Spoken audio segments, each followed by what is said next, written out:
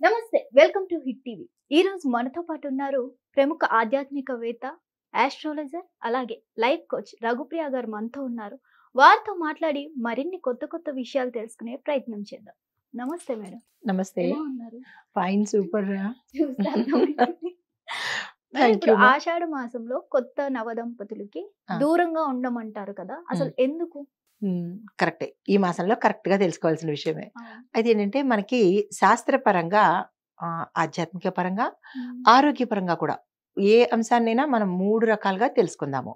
ఉమ్, అయితే ఆషాఢ మాసము అని అంటే మన తెలుగు సంవత్సరాలలో ఉమ్, ఒక్కొక్క సంవత్సరానికి ఒక్కొక్క పేరు ఉంటుంది. అవును. అంటే నక్షత్రాలతో చంద్రుడు ఉన్న సమయానికి ఉమ్, ఆ మాసం పేరు వస్తుంది. చిత్తా నక్షత్రంలో ఉంటే చైత్ర మాసం అని, ఉమ్, చంద్రుడు ఏ నక్షత్రాన్ని మీద ఉంటే ఆ నక్షత్రానికి ఆ మాసానికి ఆ పేరు వస్తుంది. ఇప్పుడు చంద్రుడు మనకి ఉత్తరాషాఢ పూర్వాషాఢ నక్షత్రం మీద ఉన్నాడు కాబట్టి ఆషాఢ మాసం వచ్చింది. అది ఈ ఆషాఢ మాసంలో ప్రతిదీ నిషిద్ధం, అంటే శుభకార్యాలకు నిషిద్ధము. ఉమ్, ఎందుకంటే ఈ సమయంలో దేవతలు, ఉమ్, అందున మరీ ముఖ్యంగా విష్ణుమూర్తి శయన సమయం అన్నమాట.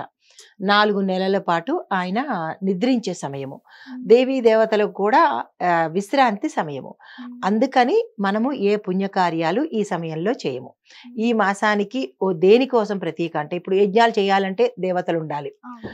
సో దేవతలు విశ్రాంతి సమయంలో మనం వాళ్ళని ఆహ్వానించలేం కాబట్టి ఈ సమయంలో ఓన్లీ ధ్యానము, తపస్సు, నిష్ఠ, ఇలాంటి వాటి మీద వ్రతాలు, ఇలాంటి వాటి మీద మనకి అంటే పుణ్యకార్యాల మీద ఎక్కువగా పెడతామన్నమాట.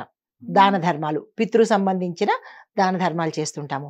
అందుకని ఇది పితృకు సంబంధించినవే కాబట్టి ఈ సమయంలో మనము వివాహాలు కానీ, గృహప్రవేశాలు కానీ, ఇలా ఏ శుభకార్యము చెయ్యమన్నమాట. అయితే దీంతో పాటు ఇప్పుడు మన ప్రశ్న ఏంటంటే కనుక, కొత్త దంపతులను ఈ సమయంలో దూరంగా ఉంచుతారు అంటారు. అవును.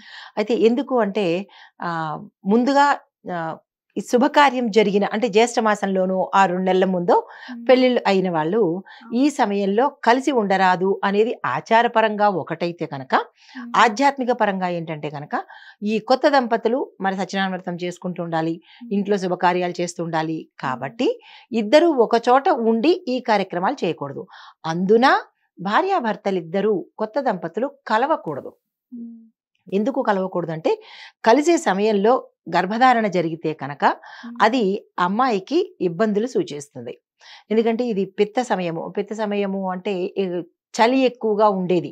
అంటే సంధి సమయము, అంటే సగం వేసంకాలము, సగం వర్షాకాలము. జూన్కి జూలైకి మధ్యలో వస్తుంటుంది మనకి ఎప్పుడు ఆషాఢ మాసం అనమాట.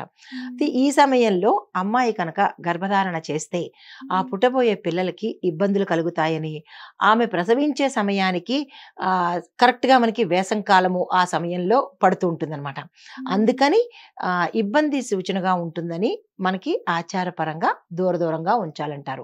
అయితే దీనికి సాంప్రదాయపరంగా ఏంటంటే కనుక, పూర్వము గ్రామాలలో అత్త అల్లుడు కానీ, అత్త కోడలు కానీ ఒక గడప దాటకూడదు అని అనేవారు. అంటే దాన్ని బట్టి ఇద్దరు విడివిడిగా ఉండాలని అర్థం అనమాట. ఇప్పటికీ నడుస్తుంది కొన్ని దగ్గర. అది ఆచారమే కానీ సంప్రదాయ రీత్యా అంటే శాస్త్రంలో అయితే చెప్పబడలేదు. ఇద్దరు ఒకే చోట ఉండొచ్చు కానీ ఆచారాన్ని బట్టి మనం అది ఇప్పటికీ పాటిస్తూ ఉన్నాం. దానిలో మనకి ఆంతర్యం ఉంది కాబట్టి, హెల్త్ పరంగా ఉంది. తరువాత మనకి ఫ్యూచర్ జనరేషన్ రావడానికి అది ఒక నిషిద్ధంగా ఉంది కాబట్టి దాన్ని మనం ఇప్పటికీ పాటిస్తున్నాము. పూర్వకాలంలో ఇంట్లో అందరూ పని చేసుకునేవాళ్ళు. ప్రతి కొత్తగా వచ్చిన కోడలు కానీ, అల్లుళ్ళు కానీ, కుటుంబంలో అందరూ పనులు చేసుకునేవాళ్ళు.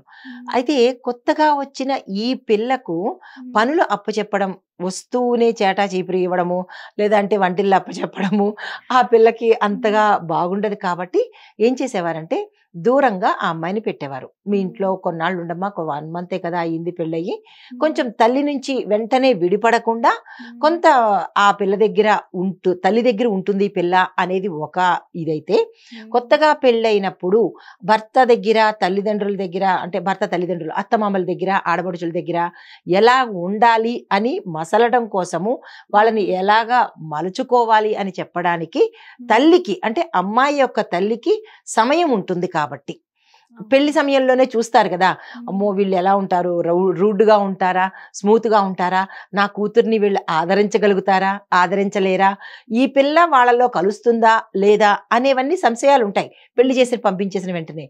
దానికోసం అనేది ఆల్రెడీ వాళ్ళు గమనించుకుని ఉంటారు కదా, పిల్ల వియ్యం అత్తమామలు వాళ్ళతో ఎలా మెలగాలి అనేది.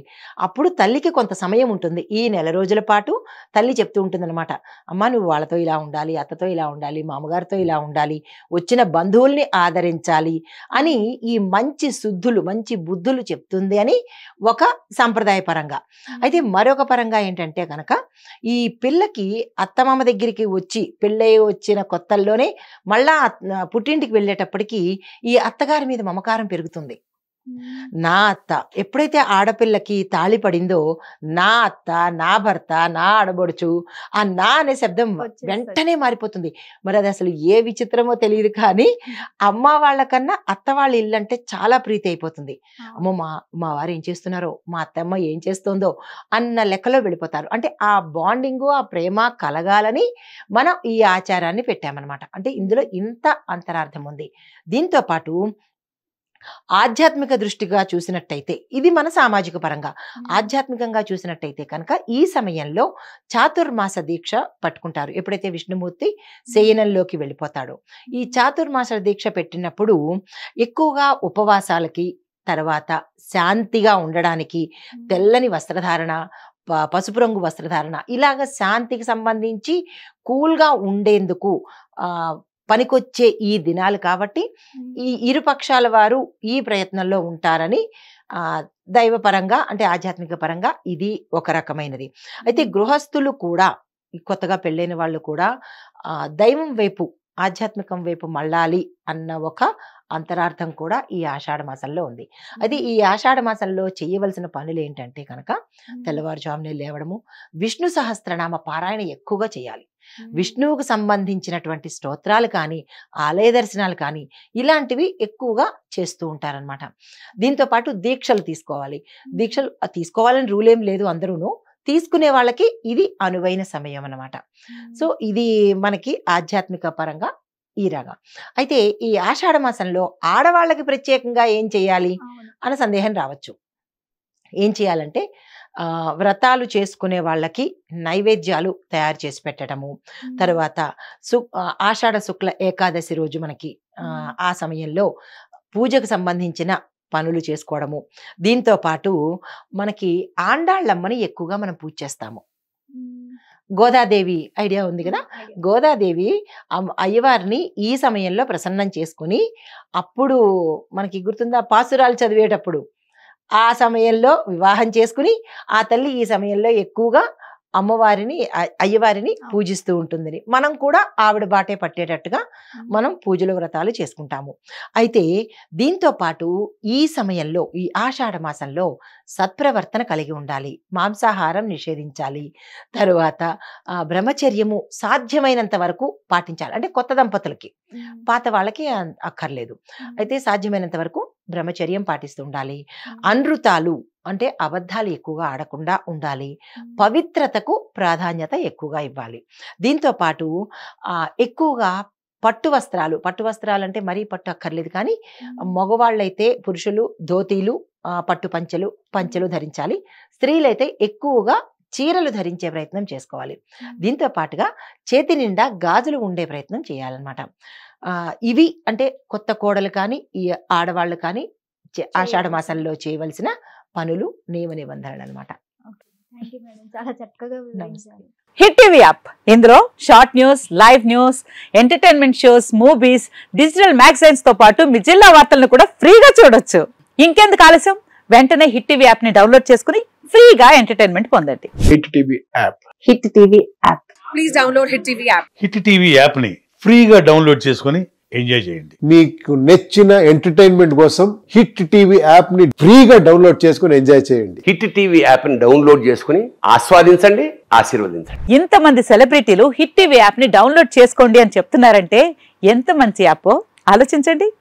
అమెరికా అమెరికా అమెరికా అమెరికాలో చదవాలనుకునే వాళ్ళకి విశ్వసనీయమైన పేరు మన శౌర్య కన్సల్టెన్సీ.